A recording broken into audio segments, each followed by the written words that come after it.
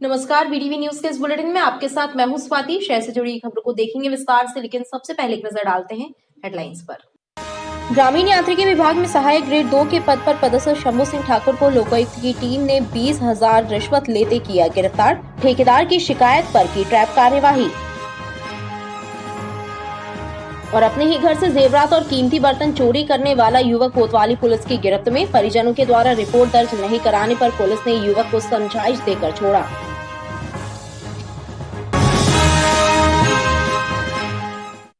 समय सीमा के कार्यों की समीक्षा बैठक कलेक्ट्रेट में आयोजित हुई, जिसमें कलेक्टर सौरभ कुमार सुमन ने सीएम हेल्पलाइन सहित तमाम योजनाओं की समीक्षा की। कलेक्टर ने अगले शिक्षण सत्र में स्कूली बच्चों को निःशुल्क गणवेश प्रदान करने की योजना पर विशेष ध्यान देने का निर्देश दिया। कलेक्ट्रेट में आयोजित टीएल बैठक में स्कूली बच्चों को निःशुल्क गणवेश वितरण की योजना का मुद्दा छाया रहा। कलेक्टर सौरभ कुमार सुमन ने शिक्षा विभाग, पंचायत विभाग एवं नगरीय निकायों के अधिकारियों को निर्देश दिए कि NULM और RULM के जरिए गणवेश सिलवाने की तैयारियां की जाए, ताकि नए शिक्षण सत्र में बच्चों को गणवेश मिल सके। आज टीएल में मुख्यतः सीएम हेल्पलाइन के बारे में चर्चा हुई और अभी एक दिन बाकी है, तो सभी अधिकारियों को इस पर और कार्य करने के लिए कहा गया। दूसरा, जो आने वाले महीने में सीएम कलेक्टर कमिश्नर कॉन्फ्रेंस है, उसके जो बिंदु हैं उसके बारे में सभी अधिकारियों को बताया गया। उसके पश्चात 2 महत्वपूर्ण मीटिंग्स हुई। एक, जो अगले शैक्षणिक सत्र में गणवेश सिलाई का काम होना है, उसके लिए पंचायत एवं ग्रामीण विकास, नगरीय निकाय विभाग, शिक्षा विभाग और NRLM, NULM, इन सब के साथ बैठक की गई और सर की तरफ से दिशा निर्देश दिए गए कि अच्छे से गुणवत्तापूर्वक और पूरा नियम पालन करते हुए गणवेश सिलाई का काम होना चाहिए, जिससे बच्चों को शैक्षणिक स्तर प्रारंभ होने से पहले गणवेश जो है प्राप्त हो जाए। इसके संबंध में एक बैठक हुई, समन्वय बैठक। बहरहाल पिछले 2 सालों से स्कूलों में गणवेश वितरण नहीं, इस योजना को लेकर गंभीर है। बाल संरक्षण अधिनियम के तहत सभी हॉस्पिटल्स में बच्चों के लिए क्रैडल्स एवं थानों में चाइल्ड केयर रूम स्थापित किए जाएंगे। कलेक्टर सौरभ कुमार सुमन ने महिला एवं बाल विकास विभाग को निर्देश दिए हैं कि योजना पर ध्यान देकर जल्द कार्य पूरा कराया जाए। कलेक्ट्रेट में बाल संरक्षण को लेकर एक महत्वपूर्ण बैठक आयोजित हुई, जिसमें महिला बाल विकास विभाग के अधिकारी एवं CWC और CCI मौजूद रहे। कलेक्टर सौरभ कुमार सुमन ने अधिकारियों को निर्देश दिए कि बच्चों के लिए हॉस्पिटल में क्रैडल्स एवं थानों में चाइल्ड केयर रूम बनाए जाएं। तो जो बाल संरक्षण समिति है उसकी बैठक हुई, जिसमें CWC के मेंबर्स और सभी CCI थे। उसमें जो विभिन्न योजनाओं के तहत इन बच्चों को लाभ दिया जा रहा है, उसमें जहां जहां कमी आ रही है उस पर चर्चा की गई। सर के द्वारा कुछ मुख्य निर्देश दिए गए, जैसे कि सभी अस्पतालों में क्रैडल स्थापित किया जाए, पुलिस स्टेशन में चाइल्ड फ्रेंडली रूम्स स्थापित किया जाए और ये सभी बच्चों के आयुष्मान कार्ड बनाने में जो भी ऑब्जेक्शन महिला बाल विकास के। बैठक में योजनाओं के क्रियान्वयन में व्याप्त कमियों को दूर करने के निर्देश दिए गए। साथ ही बच्चों के आयुष्मान कार्ड और आधार कार्ड बनाने के कार्यों में गति लाने के निर्देश भी दिए गए। कमला नेहरू शासकीय कन्याशाला में जागरूकता अभियान के तहत छात्राओं को महिला सुरक्षा कानून एवं उनके अधिकारों के बारे में जानकारी दी गई। इस दौरान छात्राओं को प्रशासन द्वारा जारी किए गए हेल्पलाइन नंबर भी प्रदान किए गए।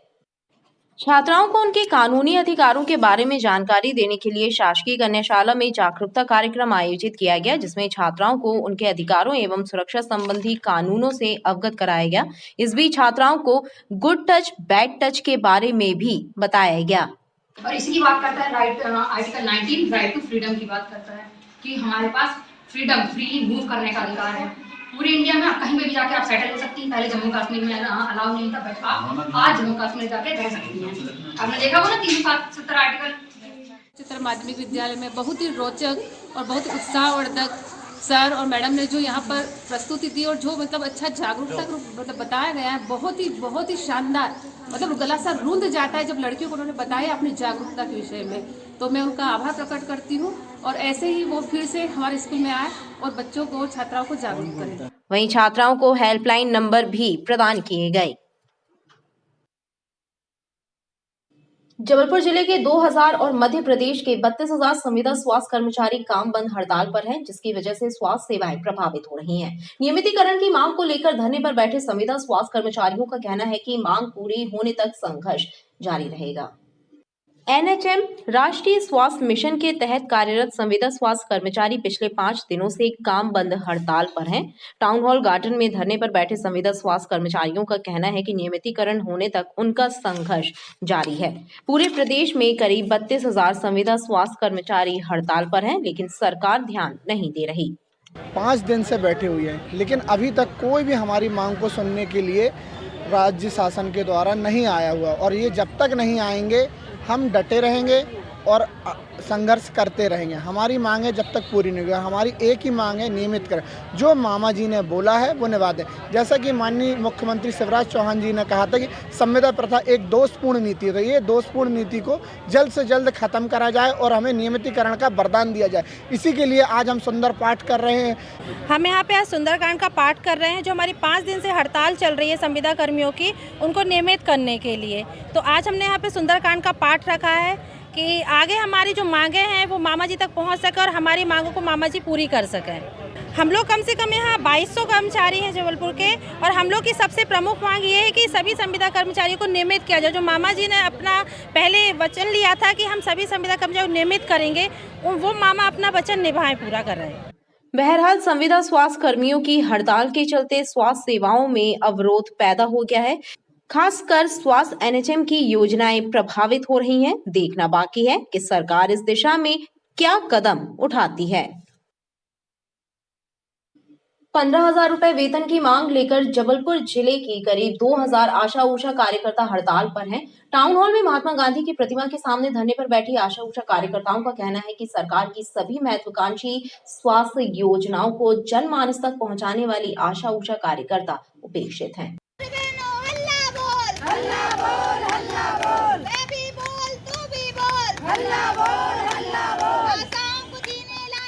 सम्मानजनक व्यवहार और वेतन की मांग लेकर आशा ऊषा कार्यकर्ता आंदोलन की राह पर हैं। जबलपुर जिले की करीब 2,000 आशा ऊषा कार्यकर्ता काम बंद हड़ताल कर रही हैं। टाउन हॉल में महात्मा गांधी की प्रतिमा के समक्ष धरने पर बैठी आशा ऊषा कार्यकर्ताओं का कहना है कि सरकार लगातार उनकी उपेक्षा कर रही है। सफल करो, सफल करो, सफल करो। हम अपना अधिकार मांगते, नहीं किसी से भीख मांगते।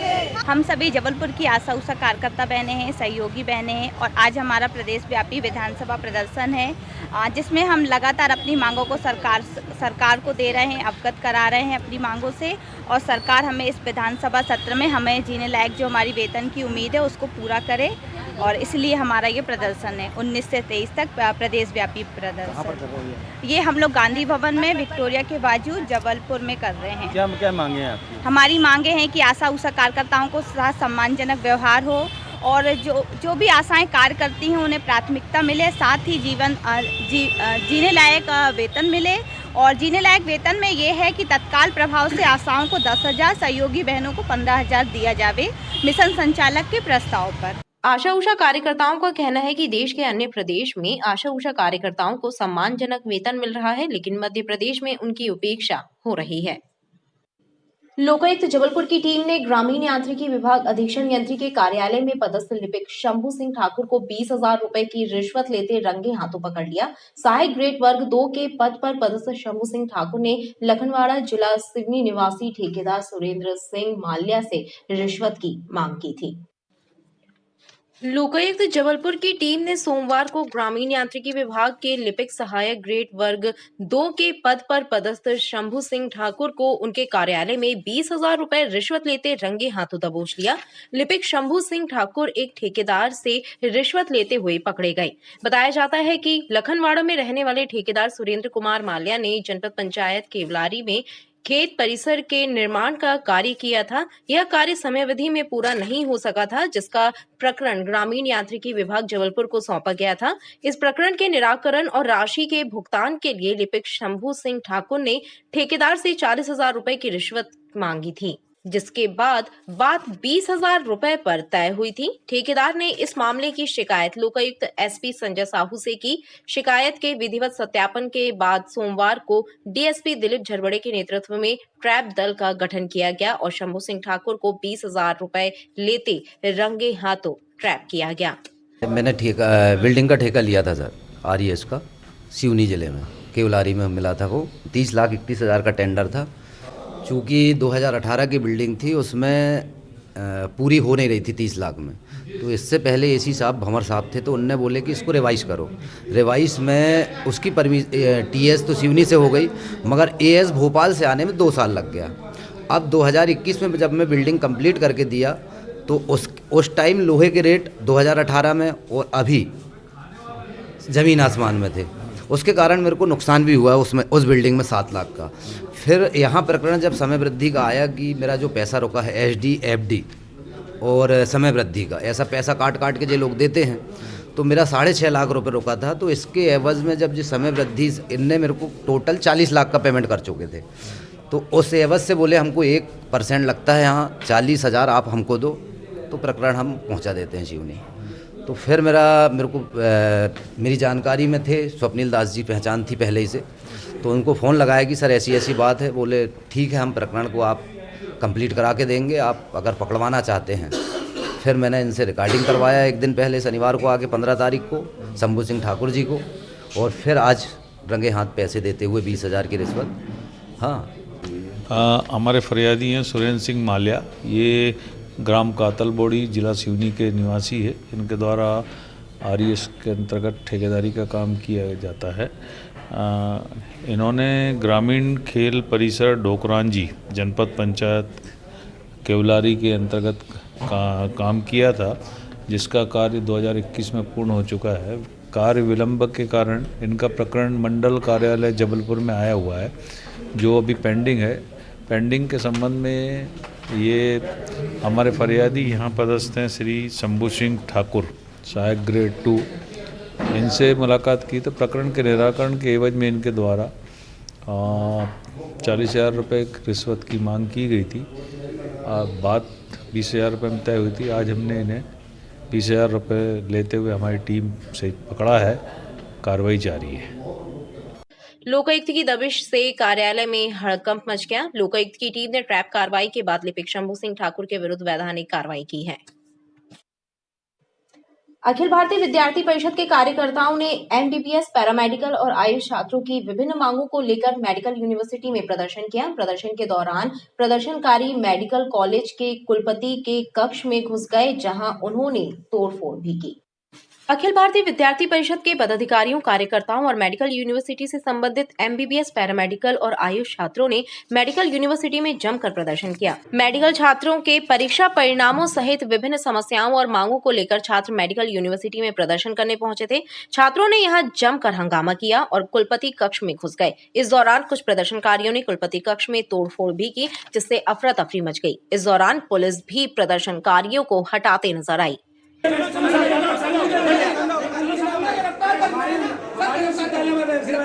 आपका वीसी कमरे में कॉन्फ्रेंस करोगे क्या? ये क्या हो रखा है वीसी कमरे में?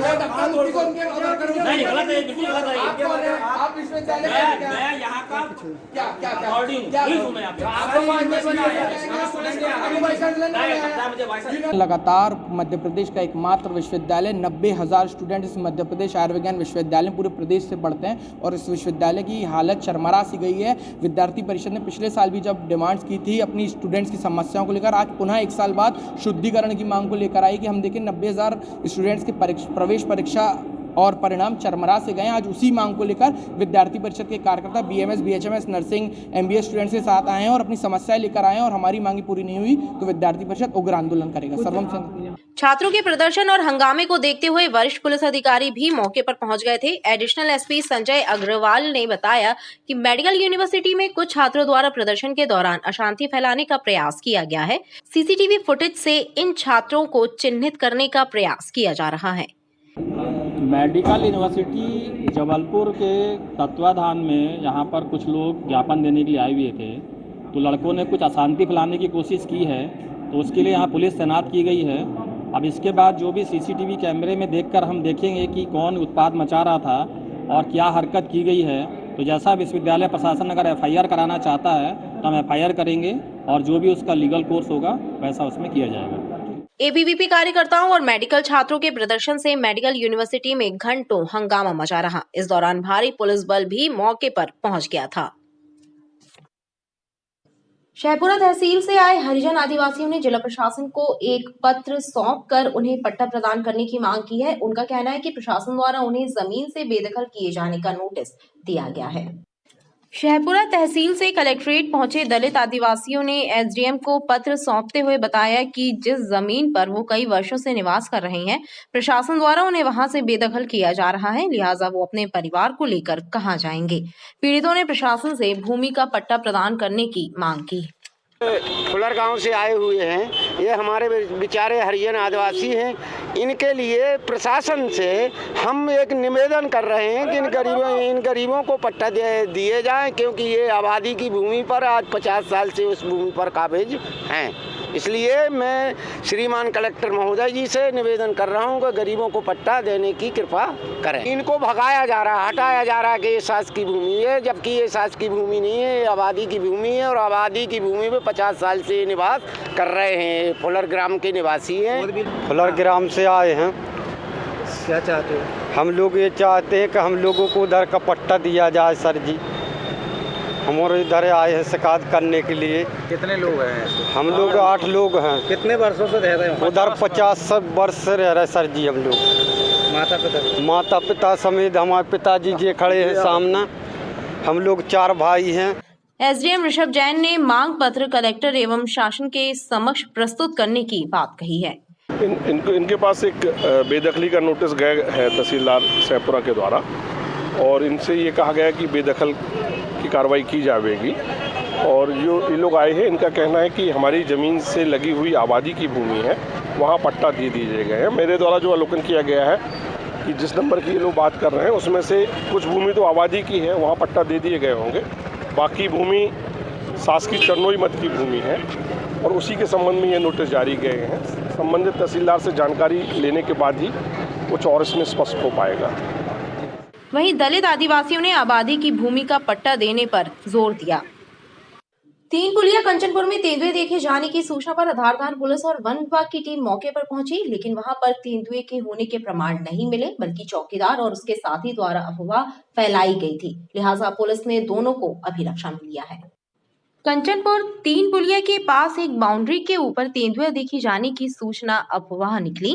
दरअसल सूचना मिलने के बाद वन विभाग की टीम और आधारदार पुलिस मौके पर पहुंची, लेकिन वहां पर तेंदुए की मौजूदगी के कोई प्रमाण नहीं मिले।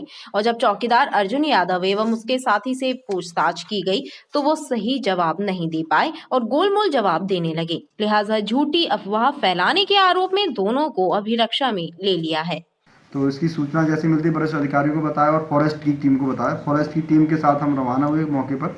तो वहाँ पर मौके पर जाके देखा, जो 2 व्यक्ति मिले, अर्जुन यादव और कल सिंह, इनके द्वारा बताया गया। तो हमने घटनास्थल मौके पर गए तो इनसे पूछा हमने कि कहाँ दिखा आपको। इसने बोला कि मैंने हाथ से वीडियो बनाया। तो उस जगह पर देखो, उस जगह को देखा, मैच किया, वीडियो में मैच, फोटो में मैच किया, तो वो जगह भिन्न थी। फिर इनके द्वारा अच्छे से पूछताछ की तो इन्होंने स्वीकार किया कि हमने ये सूचना झूठी दी और हम डर गए थे। हमने ऐसे ही वीडियो बनाई। एक गार्ड है ये अर्जुन यादव, इसने कल सिंह को बोला कि भाई तू ऐसा बता देना कि हाँ मैंने वीडियो बनाया है। जब तक इससे पूछा, इसने स्वीकार कर लिया कि मैंने वीडियो नहीं बनाया है, ये लेबर है, झाबुआ का रहने वाला है। इसकी बातों में, अर्जुन यादव की बातों में आकर इसने ऐसा बोला। और ये अभी तेंदुआ की सूचना ये बिल्कुल बेसुध है। इसमें इनसे पूछताछ की जा रही है कि इन्होंने ऐसा क्यों किया। जनता का, वहाँ की अभी कंचनपुर की जनता दहशत में थी। तो इस बात से मैं उनको अवगत कराना चाहता हूँ कि ये सभी सूचना बेसुध है, अफवाह है, इस पर बिल्कुल ध्यान न दिया जाए। ये झूठी अफवाह फैला रहा है, तो लोग को थाने लेके आए। पुलिस का कहना है कि झूठी अफवाह फैलाने वालों पर कार्यवाही की जाएगी। रानी दुर्गावती विश्वविद्यालय के तत्वावधान में आयोजित west zone inter university football tournament में रोमांचक मैच देखने को मिल रहे हैं। स्पर्धा के पहले दिन रेलवे स्टेडियम, यूनिवर्सिटी ग्राउंड समेत कुल 8 मैदानों में 32 मैच खेले गए। रानी दुर्गावती विश्वविद्यालय के तत्वावधान में सोमवार से west zone inter university football tournament का भव्य शुभारंभ हुआ। स्पर्धा के पहले दिन 8 मैदानों में 32 मैच खेले गए।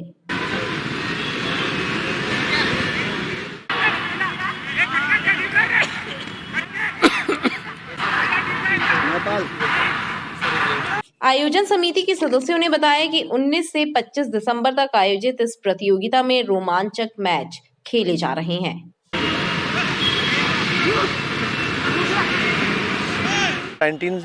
दिसंबर 2022 से लेके ये 25 दिसंबर 2022 तक चलेगा। आज पहला दिन है और इसमें 8 ग्राउंड्स काम कर रहे हैं, जिसमें से कि एक रेलवे स्टेडियम है।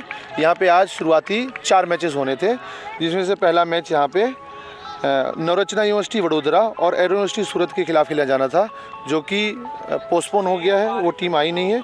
दूसरा मैच यहाँ पे गुजरात वी गांधीनगर और पुणे यूनिवर्सिटी का था, जिसमें कि गुजरात वी गांधीनगर को वॉकओवर दिया गया। तीसरा मैच अब चल रहा है यहाँ पे PA university Solapur versus SP university Visnagar Gujarat, और नेक्स्ट मैच यहाँ पे एलएनआईपी और एसएसजीयू गोधरा द्वारा खेला जाएगा। बिलहरी क्षेत्र में देर रात एक तेज रफ्तार कार अनियंत्रित होकर पलट गई। इस घटना में कार सवार मुनीश्वर दत्त को चोटें आई हैं, जिन्हें उपचार के लिए हॉस्पिटल पहुंचाया गया। गोरा बाजार थाना अंतर्गत बिलहरी क्षेत्र में हुई कार दुर्घटना में कार चालक को चोटें आई हैं। थाना प्रभारी विजय परस्ते ने बताया कि शीला टॉकीज निवासी मुनीश्वर दत्त देर रात बिलहरी की ओर जा रहे थे। उसी दौरान उनकी कार अनियंत्रित होकर पलट गई। प्रत्यक्षदर्शियों के द्वारा दी गई सूचना के बाद कार चालक को कार से बाहर निकलवाकर अस्पताल भेजा गया। ये कल रात्रि में तकरीबन 12:30 पौने 1 बजे के आसपास जो है थाना गोरा बाजार क्षेत्र अंतर्गत एक कार जिसका नंबर MP20 FA 6122 है। इसमें मुनीश्वर दत्त कोरी, इनका घर जो है शीला टाटी जबलपुर एरिया में है, और ये अपने घर से बिलहरी की तरफ जा रहे थे किसी काम से। तो उसी दौरान जो है थाना के आगे बिलहरी की तरफ में जो है गाड़ी अनियंत्रित होकर के अचानक पलटी खाकर गिरी थी, जिसकी सूचना प्राप्त हुई थी डायल 100 के माध्यम से मुझे। तुरंत थाने से स्टाफ भिजवाया गया था। वहाँ पर आने जाने वाले लोग भी इकट्ठे हुए थे। वो आने जाने वाले लोगों के माध्यम से भी सूचना मुझे प्राप्त हुई थी और तुरंत स्टाफ को भेजा गया और उसको तुरंत गाड़ी से निकलवा करके जो है 108 के माध्यम से अस्पताल भिजवाया गया था। मामूली चोट थी, चोट ज़्यादा विशेष नहीं लगी है। अभी तक कोई अस्पताल से तहरीर नहीं आई है। कोई तहरीर आने पर अग्रिम विवेचना की जाएगी। इस घटना में कार बुरी तरह क्षतिग्रस्त हो गई है। संजीवनी नगर थाना क्षेत्र के अंतर्गत बहदन पुल के पास हुए हादसे में एक युवक की मौत हो गई। बताया जाता है कि युवक को एक अज्ञात वाहन ने टक्कर मार दी, जिससे वह पुल से नीचे जा गिरा। उसे घटना के बाद मेडिकल कॉलेज अस्पताल लाया गया, लेकिन डॉक्टरों ने उसे मृत घोषित कर दिया। संजीवनी नगर थाना क्षेत्र के अंतर्गत बहदन पुल के पास हुए हादसे में गोहलपुर कृष्णानगर कॉलोनी निवासी 30 वर्षीय युवक दीपक भारती गोस्वामी की मौत हो गई। बताया जाता है कि दीपक अपने कुछ साथियों और परिजनों के साथ रविवार की रात बहदन पुल से गुजर रहा था, तभी किसी अज्ञात वाहन ने उसे टक्कर मार दी और वह पुल से नीचे गिर गया। घटना के बाद उसे मेडिकल अस्पताल लाया गया, लेकिन डॉक्टरों ने उसे मृत घोषित कर दिया। ये हुआ रहा बाधन पुल के ऊपर, घटना है बाधन पुल के ऊपर की। मैं और मेरा भाई वो अपनी अलग गाड़ी चल रहा था, हम 2 भाई पीछे चल रहे थे थोड़ी डिस्टेंस में। अचानक से क्या पता अज्ञात वाहन ने किसने टक्कर मारी तो गाड़ी नीचे पड़ गई और वो उसको ब्रेक के नीचे फिर गया। क्या नाम था आपके भाई का? मेरे भाई का नाम दीपक भारती। कौन सी गाड़ी में थे? ये स्प्लेंडर में थे। जिस गाड़ी ने टक्कर मारी उसका क्या? उसका देख नहीं पाया, अज्ञात वाहन थी कोई, लोडिंग गाड़ी थी कोई। घटना की जानकारी मिलने के बाद पुलिस अधिकारी अस्पताल पहुंचे, जहां मृतक के शव को पोस्टमार्टम के लिए भेजा। पुलिस ने मामले में मर्ग कायम कर घटना की छानबीन शुरू कर दी है। पुलिस का कहना है कि घटना किन हालातों में हुई, उसकी जांच की जा रही है। कोतवाली क्षेत्र स्थित ज्वेलरी शॉप में सोने चांदी के जेवरात एवं पूजा के बर्तन बेचने आए एक युवक को दुकान संचालक की सूचना पर कोतवाली पुलिस ने गिरफ्तार किया। वहीं उससे पूछताछ करने पर इस बात का खुलासा हुआ कि युवक मानसिक रूप से कमजोर है और परिजनों की बिना अनुमति के घर से जेवरात लेकर आया था। कोतवाली सीएसपी प्रभाष शुक्ला ने बताया कि 17 दिसंबर को सौरभ नामक युवक एक सराफा दुकान में सोने चांदी के जेवर और कीमती बर्तन बेचने पहुंचा था। मामला संदिग्ध लगने पर दुकान संचालक ने पुलिस को सूचना दी, जिसके बाद पुलिस उसे थाने लेकर आई और उससे पूछताछ में खुलासा हुआ कि जेवरात एवं बर्तन वो अपने घर से लेकर आया है। लिहाजा पुलिस ने उसके परिजनों को इसकी सूचना दी और युवक को उनके हवाले कर दिया। यहाँ से सूचना प्राप्त हुई कि एक व्यक्ति संदिग्ध परिस्थिति में सोने चांदी के जेवरात और कुछ पूजा पाठ के बर्तन हैं चांदी के, उसको बेचने के लिए आया हुआ है। इस पर कोतवाली से स्टाफ भेजा गया, उसको लाकर उससे बातचीत की गई और उसके बताने पर उसके परिवार के सदस्यों को बुलाया गया। पूरा मामला ये समझ में आया कि वो थोड़ा सा मानसिक रूप से कमजोर था अपनी माता की बिना अनुमति के घर से पूजा पाठ का सामान और सब जेवरात वो लेके आए थे। उसकी कीमत करीब 4.5 लाख रुपये होती है, वो लेके वो बेचने के लिए चला आया था। तो उनके परिवार वालों को उचित हिदायत भी दी गई, समझाइश दी गई और कोई अपराध ना पाए जाने पर उसको समझाइश देकर छोड़ दिया गया और माल उनकी माता जी को सुपुर्द में कर दिया गया। हिदायत दी गई कि अपने सामान की सुरक्षा स्वयं कराएं। पुलिस के अनुसार सौरभ मानसिक रूप से कमजोर है और बिना अनुमति के घर से जेवरात लेकर आया था। खबरें लगातार जारी है, आप देखते रहिए BD न्यूज़।